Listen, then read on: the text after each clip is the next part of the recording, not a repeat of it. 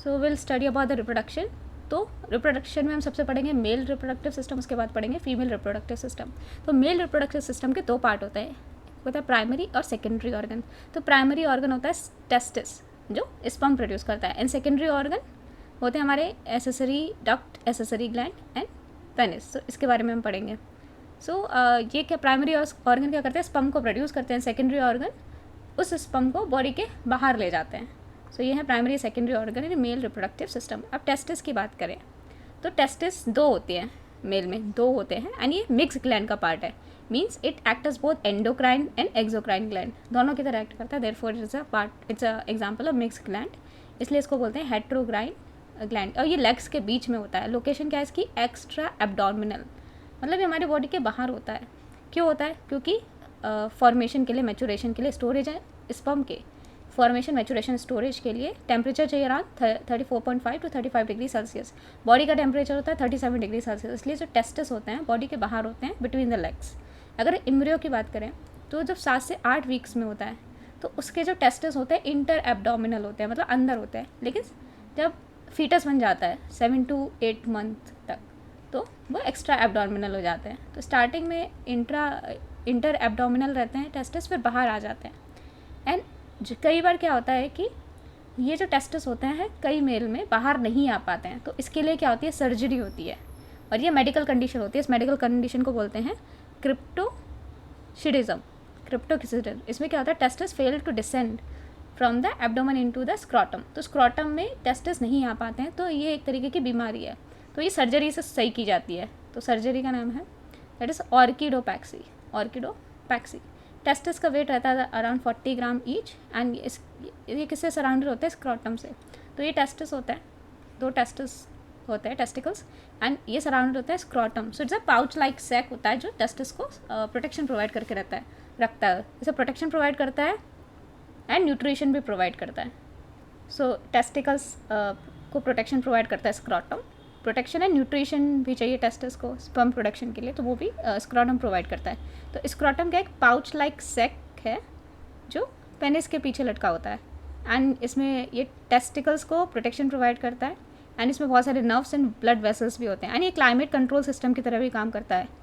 तो इसका जो टेम्परेचर है बॉडी टेम्परेचर से कम रह पाता है, बिकॉज स्पर्म के प्रोटेक्शन के लिए अराउंड 35 डिग्री सेल्सियस टेम्परेचर चाहिए, जो स्क्रॉटम प्रोवाइड करता है। तो स्क्रॉटम के दो मसल्स होते हैं, एक होता है हमारा डार्टोस मसल एंड एक होता है क्रेमेस्टर्नल मसल। तो इस पर काफ़ी क्वेश्चन आता है कि कौन सी ऐसी मसल है स्क्रॉटम में जो टेम्परेचर कंट्रोल करती है।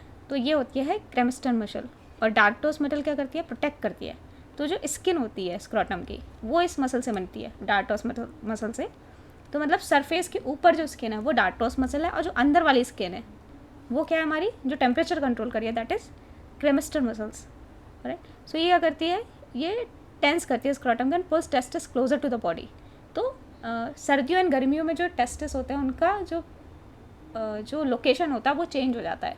सर्दियों में वो एब्डोमेन के और ज़्यादा पास आ जाते हैं, उनका टेम्परेचर उस तरीके से मेंटेन रहे। तो ये कौन करता है, क्रेमेस्टर मसल करती है, which is part of scrotum. तो स्क्रॉटम के दो मसल्स है, डार्टोस मसल जो प्रोटेक्ट करती है स्किन जो होती है स्क्रॉटम की, और दूसरी होती है जो टेम्परेचर कंट्रोल करती है, that is cremaster muscle. So testis के अंदर इस तरीके से 250 compartment like room like structure होते हैं। इस तरीके से 250 रूम लाइक स्ट्रक्चर होते हैं, एंड इनको बोलते हैं टेस्टिकुलर लेबुला, टेस्टिकुलर लेबुले। एंड इसके बाद क्या होता है कि यहाँ पे बहुत सारे 1 से 3 हाईली कॉइल्ड सेमिनिफेरस ट्यूब्यूल होते हैं, और ये हाईली कॉइल्ड होते हैं, इस तरीके से कॉइल्ड होते हैं, बिकॉज बहुत ज़्यादा लेंथ होती है तो एकदम स्ट्रेट तो रख नहीं सकते, तो बहुत ही ज़्यादा कॉइल्ड होते हैं, हाईली कॉइल्ड होते हैं। एंड इसको बोलते हैं स्मॉलेस्ट यूनिट ऑफ टेस्टिस, इससे कुछ छोटा नहीं होता। तो ST क्या होती है हमारी, seminiferous tubule is a smallest unit of testis. तो ये हमारे 1 से 3 अगर मल्टीप्लाई करें 250 से लेके 750 रहते हैं ये ST, क्योंकि हर एक कंपार्टमेंट 1 से लेके 3 तक सेमिनिफेरस ट्यूब्यूल हैं, और हमें पता है 250 कंपार्टमेंट है, तो 250 से मल्टीप्लाई करेंगे मतलब 250 से लेकर 750 सेमिनिफेरस ट्यूब्यूल रहते हैं, which is the smallest unit of testis. अगर लेंथ बात करें एक ST की 70 सेंटीमीटर रहती है। अगर ST में देखें हम, सेमिनिफेरस ट्यूब्यूल में देखें तो 2 टाइप के सेल होते हैं, एक होता है हमारे स्पर्मेटोगोनिया एंड दूसरा होता है सर्टोली सेल, ये स्मॉलेस्ट यूनिट है। हमने देखा था टेस्टिस की स्मॉलेस्ट यूनिट है एसटी। एसटी की फुल हमारी सेमनीफेरस ट्यूब्यूल। तो और इसमें 2 टाइप के सेल होते हैं, एक होता है स्पर्मेटोगोनिया, दूसरा है सर्टोली सेल। तो ये क्या करता है, स्पर्म के फॉर्मेशन में हेल्प करता है, यानी टेम्परेचर डिपेंडेंट रहता है। हमें पता है कि स्पर्म को फॉर्मेशन के लिए, स्टोरेज के लिए टेम्परेचर चाहिए 34 टू 34.5 टू 35 डिग्री सेल्सियस, वो टेम्परेचर। इसलिए ये जो हमारा ये सेल होता है एसटी का, ये टेम्परेचर डिपेंडेंट रहता है। दूसरा है सर्टोली सेल, इसको नर्स सेल भी बोलते हैं, नर्सिंग सेल भी बोलते हैं, प्रोटेक्टिव सेल भी बोलते हैं। नर्स सेल या नर्सिंग सेल क्यों बोलते हैं, क्योंकि ये स्पर्म को न्यूट्रिशन प्रोवाइड करता है सर्टोली सेल, यानी टेम्परेचर इंडिपेंडेंट होता है, बिकॉज न्यूट्रिशन प्रोवाइड करना है। इसे क्या करना है, फॉर्मेशन करना है। फॉर्मेशन के टाइम टेम्परेचर हमें चाहिए जो 34.5 टू 35 डिग्री सेल्सियस, तो इसलिए ये टेम्परेचर डिपेंडेंट है। सर्टोली सेल न्यूट्रिशन प्रोवाइड करता है, ये टेम्परेचर इंडिपेंडेंट है। और ये ब्लड सेल बैरियर की तरह काम करता है। एंड ये ब्लड सेल बैरियर की तरह क्यों काम करता है, क्योंकि हमें पता है हमारी बॉडी में 2 टाइप के सेल होते हैं। एक होता है हमारा सोमेटिक सेल, होता है जर्म सेल। तो सोमेटिक सेल में हमारे 2n क्रोमोसोम होते हैं, मतलब 46 क्रोमोसोम होते हैं, 23 फ्रॉम मदर, 23 फ्रॉम फादर, हर सोमेटिक सेल में। लेकिन जो हमारे जर्म सेल होते हैं, सेक्सुअल सेल होते हैं, वो हमारे उसमें 23 क्रोमोसोम होते हैं, उसमें सिर्फ n होता है। जो हमारे सोमेटिक सेल में 2n होता है, इसमें n होता है। क्यों होता है, क्योंकि सेक्सुअल सेल में या जो हमारे जर्म सेल होते हैं वो ट्रांसफर होते हैं to the next generation. Next generation में मदर का सिर्फ n जाएगा, फादर का n जाएगा, बन के 2n बनाएगा।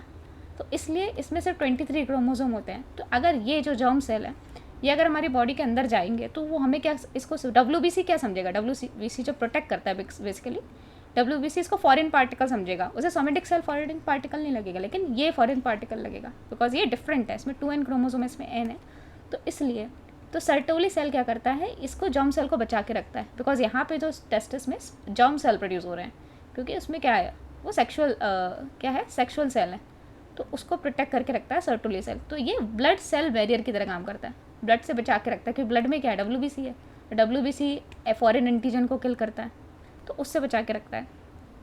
तो सारी बॉडी में हमारे सोमेटिक सेल है, जर्म सेल को हमारा जो ब्लड है वो फॉरेन पार्टिकल समझेगा, इसलिए जो सर्टोली सेल है स्पर्म को प्रोटेक्ट करता है, इसलिए इसको हम प्रोटेक्टिव सेल भी बोलते हैं। Nurse cell, nourishing cell, Sertoli cell को इसलिए बोलते हैं न्यूट्रिशन प्रोवाइड करता है, प्रोटेक्टिव सेल इसलिए बोलते हैं क्योंकि ब्लड से बचा के रखता है, WBC से बचा के रखता है।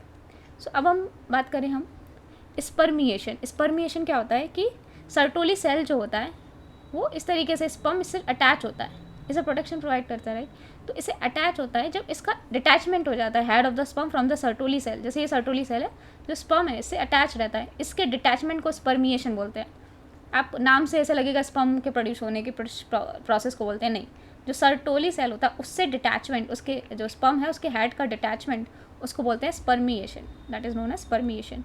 एक होता है फिर हम मेल हार्मोन देखें तो एंड्रोजन, टेस्टोस्टेरोन, ये जो हार्मोन होता है ये एसटी नहीं बनाता, जो जिसकी हम बात कर रहे थे, स्मॉलेस्ट यूनिट ऑफ अपना testis, smallest unit of male reproductive system, that is seminiferous tubule, ये हमारा हार्मोन नहीं बनाता। हार्मोन कहाँ से बनता है, विल सी दैट। सो ये मेल हार्मोन नहीं बनाता and it is not made by ST, it is found by another cell, cell का नाम है लेडिक सेल। तो जो हमारे एंड्रोजन, टेस्टोस्टेरोन, ये हमारा एक लेडिक सेल होता है, ये बनाता है हार्मोन, एसटी नहीं बनाता, तो मस्ट नो दैट। फिर हम बात करते हैं मेल रिप्रोडक्टिव सिस्टम में किस तरीके से, तो एसेसरी डक्ट की, ये हम बात करें सेकेंडरी फंक्शन की, या सो हमने प्राइमरी ऑर्गन की बात कर ली, हमने टेस्टिस की बात कर ली। Now will talk about secondary organ. Secondary organ में हम देखेंगे accessory duct, accessory gland and penis. तो ये क्या कर रहा है, ये स्पर्म को प्रोड्यूस कर रहा है एंड ये ट्रांसपोर्ट कर रहा है। तो सबसे पहले स्पर्म प्रोड्यूस होता है यहाँ पे टेस्टिस में। तो टेस्टिस में एक पाइप होता है जैसे रेटस टेस्टिस, सबसे पहले इधर जाता है, इसके बाद जो जाता है ये जाता है वैसा वासा इफरेंशिया में, देन जाता है एपिडिडाइमिस में। सो ये तीनों, ये क्या होते हैं, ये जो तीनों जो हैं, दीज आर एक्स्ट्रा एब्डोमिनल, क्योंकि बाहर का है। देन इसके बाद हमारे जो स्पर्म जाते हैं ये जाते हैं वास्ट डिफरेंस में, तो इसके बाद जाते हैं एंड देन ये जाएंगे कॉमन पाइप में, यूरिथ्रा। एंड ये कॉमन पाइप होता है both for sperm and urine, and यहाँ से होता है ejaculation of the sperm. So epididymis, ये जो एपिडिडाइमिस है यहाँ पे एक्स्ट्रा स्पर्म स्टोरेज होता है and it is also extra abdominal. ये तीनों जो होते हैं this is extra abdominal and epididymis में एक्स्ट्रा जो हमारा स्पर्म होता है वो स्टोर हो जाता है। तो हमने एसेसरी डक्ट देख लिया। अपना एसेसरी ग्लैंड 3 टाइप के होता है, एक होता है prostate gland, seminal vesicle and एक होता है हमारा बल्ब्यूरेथ्रल ग्लैंड और काउपार्ड्स ग्लैंड। तो ये तीनों ग्लैंड क्या करते हैं, ये फ्लूइड प्रोड्यूस करते हैं। एंड ये जो ग्लैंड है this is only in male. जो प्रोस्टेट ग्लैंड होता है it is only in male. तभी प्रोस्टेट कैंसर हो जाता है कई बार। तो इससे क्या होता है कि इसका साइज़ बड़ा हो जाता है तो यूरिन करने में भी दिक्कत आती है। तो प्रोस्टेट कैंसर जो होता है मेल में होता है because it is only present, this gland is present only in male prostate gland. तो ये फ्लूइड प्रोड्यूस करते हैं। तो जो फ्लूइड होता है इसे बोलते हैं सेमिनल फ्लूइड। ये स्पर्म के साथ मिलकर सीमेन बनाता है। तो सीमेन क्या होता है, जैसे स्पर्म क्या होता है, ये मूवेबल नहीं होते, मूव नहीं करते। लेकिन जब ये जो सेमिनल फ्लूइड है इसके साथ मिलकर ये सीमेन बनाते हैं, ये मूवेबल होता है, ये मूव करता है। सो हमने ये ग्लैंड देखे जो एसेसरी ग्लैंड है, ये क्या करते हैं, फ्लूइड प्रोड्यूस करते हैं for the transportation of sperm. तो ये क्या करते हैं, ये जो सीमेन होता है इसकी एल्कलाइन इसका pH होता है 7.2 7.8। तो स्पर्म एंड सेमिनल जो फ्लूइड है उसके मिक्सचर को बोलते हैं सीमेन। एंड ये ट्रांसपेरेंट रहता है, न्यूट्रिशन भी प्रोवाइड करता है, ट्रांसपोर्टेशन भी प्रोवाइड करता है स्पर्म को। एंड इसमें क्या होता है, न्यूट्रिशन में कैल्शियम एंड फ्रक्टोज होता है जो स्पर्म के न्यूट्रिशन को चाहिए, स्पर्म को चाहिए। So calcium and fructose. तो हमने देख लिया male reproduction system. I come to female reproduction system. तो यहाँ पे भी क्या है, यहाँ पे भी हमारे दो ऑर्गन होते हैं, प्राइमरी और secondary organ female reproduction system में। प्राइमरी ऑर्गन वही हार्मोन प्रोड्यूस करते हैं, ओवरी, जैसे हमने मेल में देखा था टेस्टिस हार्मोन प्रोड्यूस करें। और सेकेंडरी जो है जो इसको क्या करें, ट्रांसपोर्ट कर रहे हैं, जैसे fallopian tube, uterus and vagina. तो ये हमारे सेकेंडरी ऑर्गन हो गए। तो जैसे सबसे पहले हम देखते हैं ये हमारे ये क्या है, यहाँ पे ओवरी है, 2 ओवरी होती है फीमेल में। एंड ये होता है फैलोपियन ट्यूब। एंड ये जो होता है हमारा ये होता है uterus. And this part is ये सर्विक्स होता है, इसके नीचे होता है वजाइना। फिर ओवरी की बात करें, 2 ओवरी होती है। एंड ये भी मिक्स ग्लैंड है, मीन्स वो एंडोक्राइन एंड एक्सोक्राइन रहता है। एंड लोकेशन इसकी इंटेस्टाइन के नीचे होती है। जैसे हमने देखा था टेस्टिस की इट इज़ बिटवीन लेग्स, तो इसकी इंटेस्टाइन के बीच नीचे होती है जो पोजीशन होती है ओवरी की। वेट इसका 4 से 8 ग्राम रहता है। एंड आलमंड शेप में होते हैं। साइज़ इसका 3.5 × 2 × 10 × 1 सेंटीमीटर, 3.5 × 2 × 1 सेंटीमीटर रहता है। सो अगर हम ओवरी की बात करें इस तरीके से, ऑलराइट, सो हम ओवरी को देखते हैं। सो ओवरी में 2 पार्ट्स होते हैं, एक होता है ओवेरियन मेडुला और दूसरा होता है ओवेरियन कॉर्टेक्स। तो जो ओवेरियन मेडुला होता है इसमें सिर्फ क्या होते हैं, ब्लड वेसल्स होते हैं। लेकिन जो फॉलिकल होता है ये ओवेरियन कॉर्टेक्स में होता है। Will see what is follicle. तो ये सिर्फ ब्लड वेसल्स होते हैं जो न्यूट्रिशन प्रोवाइड करते हैं। देन क्या होता है कि ये oocyte बनने लगते हैं। ये क्या होता है, अंडर डेवलप्ड ओवम। oocyte बनते हैं सबसे पहले। ये बिल्कुल प्राइमरी फॉलिकल, ये क्या है, प्रीमोर्डियल फॉलिकल है, बिल्कुल स्टार्टिंग स्टेज में। इस तरीके से एग बनने की प्रोसेस को डिस्कस करें तो सबसे पहले बनते हैं oocyte, अंडर डेवलप्ड ओवम। फिर धीरे धीरे इन पे लेयर बनने लगती है, ये बनते हैं primary follicle. Protective layer start हो जाती है ओवर oocyte, तो ये बनते हैं प्राइमरी फॉलिकल। फिर और ज़्यादा फॉलिकल डेवलप होते हैं, फिर सेकेंडरी ओवम बनता है इस तरीके से। और फिर बनता है मैच्योर, इसे बोलते हैं मैच्योर ग्रेफियान फॉलिकल। ये सबसे ज़्यादा मैच्योर होता है 14th डे में, जो बोलते हैं जो हमारा पीरियड होता है 14 डे में हमारा बन जाता है ग्रेफियान फॉलिकल। सो अगर पूछे फॉलिकल जो होता है वो हमारा ओवेरियन कॉर्टेक्स पार्ट में होता है, लेकिन जो ओवेरियन मेडुला पार्ट होता है उसमें से ब्लड वेसल्स होते हैं जो न्यूट्रिशन प्रोवाइड करते हैं। फिर 14th डे को जब हमारा पूरा मैच्योर फॉलिकल बन जाता है, दैट इज़ ग्रेफियान फॉलिकल बन जाता है, उसके बाद ओव्यूलेशन होता है 14th डे में। ओवम ओवरी से निकल जाता है, तो ये हमारा बन गया, ये ओवरी से निकल गया। ठीक है, 20th डे की साइकिल होती है, 14 डे के में ओव्यूलेशन हो गया, मतलब जो एग है वो बिल्कुल फॉलिकल बिल्कुल मैच्योर हो गया। और उसमें क्या होता है, ओके, अगर 28 डे साइकिल है किसी लड़की की, मतलब 28 डे में मैच्योरेशन हो रहा है तो उसका ओव्यूलेशन 14 दिन में होगा। अगर किसी लड़की की 38 डे साइकिल है तो उसका ओव्यूलेशन कितने दिन में होगा, 14 माइनस कर दो, जितने भी दिन की साइकिल उससे 14 माइनस कर दो तो उसका 16 डे ओव्यूलेशन होगा। सपोज 34 डे साइकिल है किसी लड़की की, तो ओव्यूलेशन कितने दिन होगा, 14 माइनस कर दो, 34 माइनस 40 मतलब 20th डे ओव्यूलेशन होगा।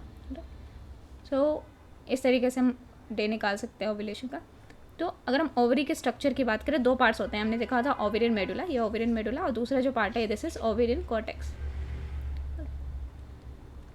फिर वो पूछा जाए प्रोजेस्टेरॉन जो हार्मोन होता है वो कौन बनाता है, ये बनाता है कॉर्पस ल्यूटियम। इस तरीके से हमारा येलो बॉडी स्ट्रक्चर होता है जो बाद में फॉर्म होता है, तो वो बनाता है हमारा प्रोजेस्टेरॉन।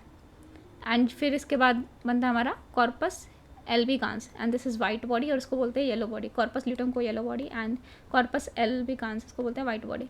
7 से 14 दिन में क्या होता है, एक्सेल बन जाता है, 7 से 14 दिन में एक्सेल बन जाता है। एंड यहाँ पे ईस्ट्रोजन हार्मोन प्ले करता है रोल, मतलब सबसे पहले जब एक्सेल बन रहा होता है 7 से 14 दिन के बीच में, जब ओव्यूलेशन से पहले, तो ईस्ट्रोजन जो होता है हार्मोन वो इंपॉर्टेंट होता है। और जो 14 से 21 दिन में ओव्यूलेशन जब होता है तो प्रोजेस्टेरॉन हार्मोन रोल प्ले करता है, इट इज़ इंपॉर्टेंट। पहले प्राइमोर्डियल फॉलिकल होता है, ठीक है, इमेच्योर होता है, तो ये धीरे धीरे इसकी लेयर ग्रो करने लगती है, ग्रोइंग फॉलिकल होता है, फिर ग्रो कर जाता है, तो अंदर वाला पार्ट oocyte होता है, एंड ये होता है एंट्रम। एंट्रम क्या करता है, प्रोटेक्शन के लिए फ्लूइड बनाता है, इसे बोलते हैं एंट्रल फॉलिकल। और इसकी जो ऊपर वाली लेयर होती है इसको बोलते हैं थेशिया सेल्स या थेकस इंटरना, ये एंड्रोजन बनाता है। तो हमने देखा जो प्रोजेस्टेरॉन है तो वो कौन बना रहा है, लेकिन ईस्ट्रोजन कौन बना रहा है। देखो प्रोजेस्टेरॉन तो हमने देखा था ऊपर, कौन बना रहा है, हमारा कॉर्पस ल्यूटम। कॉर्पस ल्यूटम है ये पार्ट ओवरी का, ये बनाता है प्रोजेस्टेरॉन। लेकिन ईस्ट्रोजन कौन बनाता है, इस तरीके से जब ये oocyte डेवलप होता है और इसके ऊपर क्या होता है, ये सबसे ऊपर वाली लेयर को ये बोलते हैं थिया सेल, ये एंड्रोजन बनाते हैं। एंड्रोजन तो मेल हार्मोन होता है, तो इसके ऊपर ये जो oocyte के ऊपर जो लेयर होती है इसको बोलते हैं जोना पेलुसिडिया। ये प्रोटेक्टिव लेयर होती है oocyte के ऊपर, वो इस एंड्रोजन हार्मोन को, जो मेल हार्मोन है, ईस्ट्रोजन में जो फीमेल हार्मोन है उसमें कन्वर्ट कर देती है, इसलिए ये इंपॉर्टेंट है। ऑलराइट, सो अगर देखा जाए तो ईस्ट्रोजन कौन बनाता है, जोना पेलुसिडिया, ठीक है। सो प्रोजेस्टेरॉन हार्मोन दो जगह बनता है, कि तुमने देखा था कॉर्पस ल्यूटम जो ओवरी के अंदर था, दूसरा प्लेसेंटा जो होती है जिसमें मदर से बच्चे को न्यूट्रिशन जाता है, उससे प्रोजेस्टेरॉन हार्मोन होता है। ईस्ट्रोजन कौन बनाता है, अगर देखा तो जोना पेलुसिडिया, क्योंकि थैका इंटरनिया तो एंड्रोजन बना रही है, एंड्रोजन को ईस्ट्रोजन में कन्वर्ट कौन कर रहा है, zona pellucida. So now will talk about the secondary organ. तो सेकेंडरी ऑर्गन में हमारा फैलोपियन ट्यूब होता है, यूटेरिन डक्ट होता है, ओविडक्ट होता है। सो सबसे पहले क्या होगा, एग बनेगा, एग फैलोपियन ट्यूब में जाएगा, ठीक है। तो यहाँ पे फर्टिलाइजेशन हो जाता है, तो फर्टिलाइजेशन होता है कहाँ पे, एम्पिला में। तो याद रखना फर्टिलाइजेशन पार्ट होता है फैलोपियन ट्यूब का एम्पिला, यहाँ पे फर्टिलाइजेशन होता है। इसके बाद इस्थमस में जाता है, एंड देन इस्थमस बनता है, फिर देन ब्लास्टोसिस्ट जब बन जाता है, जो सेल हो जाता है ब्लास्टोसिस्ट स्टेज पे, तब ये इम्प्लांटेशन, इस प्रोसेस को बोलते हैं इम्प्लांटेशन, ये यूट्रस में पहुंच जाता है। तो इसमें अराउंड 300 सेल्स होते हैं, राइट। एंड इसको बोलते हैं, इस पाइप को बोलते हैं फैलोपियन ट्यूब, यूटेरिन डक्ट या ओविडक्ट। सो यूट्रस की बात करें तो ये बेबी को होल्ड करता है, एंड पियर शेप्ड ऑर्गन होता है जो बेबी को होल्ड करके रखता है, बेबी को ग्रो करता है। जाइगोट क्या होता है, जाइगोट हमारा फर्टिलाइज्ड ओवम होता है, ओवम इन स्पर्म मिल जाए तो वो मोरुला बनाते हैं, 32 सेल्स होते हैं, वो मोरुला बनाते हैं। मोरुला से हमारा बनता है फिर दैट इज़ ब्लास्टूला, एंड फिर ब्लास्टोसिस 6 से 12 दिन बाद, और ये जो ब्लास्टोसिस्ट है वो यूट्रस पहुंचता है, एंड इसी प्रोसेस को बोलते हैं इम्प्लांटेशन। मोरुला जो होता है वो इधर इनिशियल स्टेज में होता है, जब ब्लास्टोसिस्ट बन जाता है तो वो यूट्रस में पहुंचता है, सो बोलते हैं ब्लास्टोसिस्ट। फिर हमारा एक प्रेगनेंसी होती है, false pregnancy and ectopic pregnancy, ये होती है ectopic and false pregnancy. Fallopian tube में ही अगर प्रेगनेंसी हो जाए तो उसको बोलते हैं एक्टोपिक या फॉल्स प्रेगनेंसी। प्रेगनेंसी यूट्रस में होनी चाहिए, अगर फैलोपियन ट्यूब में ही प्रेगनेंसी हो जाए तो प्लेसेंटा डेवलप नहीं हो पाता, तो जो भी बेबी जो जाइगोट बनने की कोशिश करता है वो मर जाता है 3 महीने में ही।